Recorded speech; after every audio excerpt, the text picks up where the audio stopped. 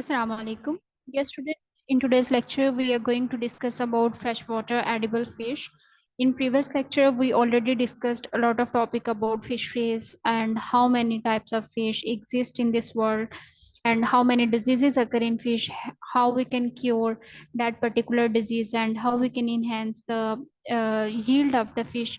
So in today's lecture our main focus is the important fish species, which species are actually the edible fish.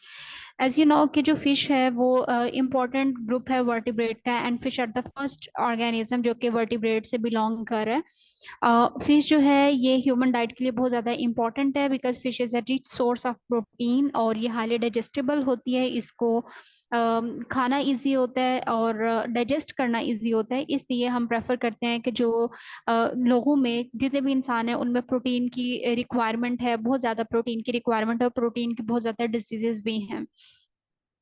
Protein की deficiency की वजह से बहुत ज़्यादा बच्चों में भी और अडल्ट में भी और ओल्ड एज के लोगों में भी बहुत ज़्यादा प्रॉब्लम्स हो रहे हैं. इसलिए हमारा जो कंट्री का और बाकी मेन मोटो होता है वो ये है कि हम प्रोटीन की रिक्वायरमेंट को पूरा करें, लोगों की प्रोटीन की रिक्वायरमेंट को पूरा करें. देयर आर मेनी सोर्सेज जिसके जरिए हम प्रोटीन लोगों तक पहुंचा सकते हैं, लेकिन फिश जो है वो भी एक इम्पॉर्टेंट प्रोटीन सोर्स है. तो हम आइडेंटिफाई करेंगे कि ऐसी कौन सी फिश की स्पीशीज हैं जो कि एडिबल हैं और इनमें क्या क्या चीज़ें हैं जो कि इंसान के लिए फ़ायदेमंद साबित हो सकती हैं. सबसे पहले जो एडिबल फिश होती है वो बहुत ज़्यादा टेस्टफुल है, हाईली न्यूट्रिशन वैल्यू उसकी जो है वो बहुत ज़्यादा हाई होती है. और आपने वो फिश की स्पीशी को सेलेक्ट करना है. अगर आप फिश कल्चर करने जा रहे हैं तो वो ये जो है वो कंपोजिट कल्चर में जिसको आप रख सकें, यानी कि अगर आपके पास स्पेस कम है, फिश की स्पीशीज ज़्यादा हैं, जिसको आप ज़्यादा कल्चर करना चाहते हैं, तो आप कोशिश करें कि आप उस फिश की स्पीशी को सेलेक्ट करें जो दूसरी स्पीशी के साथ भी एडजस्ट होने के काबिल हो. आपने वो वाली फिश की स्पीशी को सेलेक्ट करना है जो कि वाटर और जितने भी वाटर क्वालिटी पैरामीटर्स हैं उनको टॉलरेट कर सके और लो डीओ लेवल पे भी सर्वाइव करने के कैपेबल हो. अब यहाँ पे कुछ important fresh water fish species हैं जो कि पाकिस्तान में और दूसरे कंट्रीज में कंज्यूम की जाती हैं, जैसे कि मेजर कार्प है. मेजर कार्प्स में कैटला है, लेब्यूरोहीटा है, स्राइनस मैरीगेला है और कैटफिश की भी काफ़ी सारी स्पीशीज हैं जो कि यहाँ पे स्क्रीन पे आप देख भी सकते हैं. वलैगुआटो है, मिस्टियस है, सिंघाला है, ठीक है, ब्रैकियस है, पंगेसियस है. ये सारी फिश की स्पीशीज हैं जो कि एडिबल हैं. इसके अलावा हेरिंग है, फीदर बैक है, लाइव फिश है, मली फिश है. ये सारी की सारी जो फिश हैं ये सब एडिबल फिश हैं. कुछ फिश की स्पीशीज जो हैं वो एग्जॉटिक भी हैं. एग्जॉटिक फिश की स्पीशीज ऐसी स्पीशीज होती हैं जिनको हमने बाहर से इंट्रोड्यूस करवाया होता है, यानी कि वो पहले कहीं और स्पीशी थी लेकिन अब आपने फॉर एग्जांपल पाकिस्तान में इंट्रोड्यूस करवाया और पाकिस्तान में ही आप उसको कल्चर कर रहे हैं, तो वो यहाँ की एग्जॉटिक स्पीशी बन जाएगी. अब लेट से यहाँ पे पहली स्पीशी जो है वो कैटला कैटला है. स्पीशी जो कैटला कैटला है ये फास्टेस्ट इसका ग्रोथ रेट है और ये इंडियन मेजर कार्प्स में आती है. ये नर्सरी पॉन्ड जो है उसमें इन गुड नर्सरी पॉन्ड आप जो हैचलिंग को स्टॉक कर सकते हैं वो 10 लाख से 12 लाख एक हेक्टर में आप इसको रख सकते हैं और विद इन 15 डेज इसकी ग्रोथ बहुत ज़्यादा अच्छी होती है. तकरीबन इसकी जो ग्रोथ है वो 20 से 25 mm तक पहुंच जाती है. इसके अलावा अगर कैटला का जो सीड है, लेट्स से आपने उसको सीड को रखा है तो उसके बाद उसकी अडल्ट स्टेज में जाती है तो विद इन 2 years जो है ये मेच्योरिटी अटेन कर लेती है. और इन 5 kg फीमेल में आपको तकरीबन 40 लाख ओवा जो है वो हासिल हो जाते हैं. एंड ओवा फाउंड विच गिव्स द फेकेंडिटी, और एक जो फीमेल है वो 80 एग्स पर ग्राम बॉडी वेट जो है वो गिव राइज कर सकती है. अगर हम कैटला की न्यूट्रिशन वैल्यू को देखें तो उसमें आप देख सकते हैं प्रोटीन जो है वो 19 ग्राम पर मीटर होती है. अगर आप 100 ग्राम पर मीटर फिश का मीट लेते हैं तो उसमें से 19 ग्राम जो है वो आपको प्रोटीन नजर आएगी. फैट जो है वो भी प्रेजेंट होती है, कार्बोहाइड्रेट्स हैं, कैल्शियम है, फास्फोरस है और आयरन. ये सारी की सारी उसकी न्यूट्रिशनल वैल्यू है.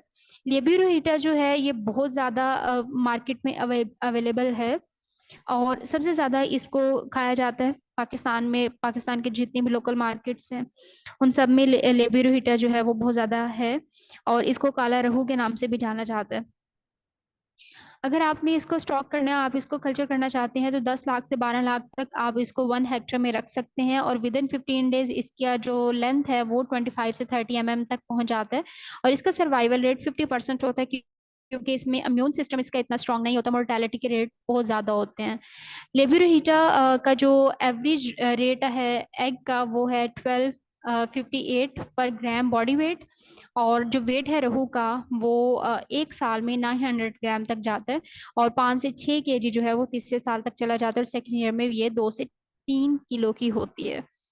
अब यहाँ पे इसकी न्यूट्रिशनल वैल्यू को दिखाया हुआ है, इसमें कितनी प्रोटीन है, कार्बोहाइड्रेट्स कितने हैं, फैट्स कितनी हैं।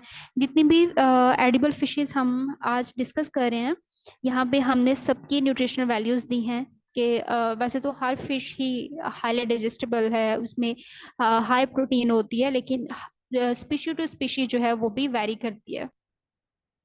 ये भी लेब्यूरोहीटा की ही एक टाइप है, सॉरी नॉट लेब्यूरोहीटा, लेब्यू की ही एक टाइप है, लेब्यू कल्बैसो। और ये वाइडली डिस्ट्रीब्यूटेड कार्प है, और बहुत ज़्यादा इसकी ग्रोथ होती है। और सम टाइम जो है, अगर हम कंपैरेटिवली देखें तो कैटला और रहू से इसका जो ग्रोथ रेट है वो थोड़ा सा कम होता है।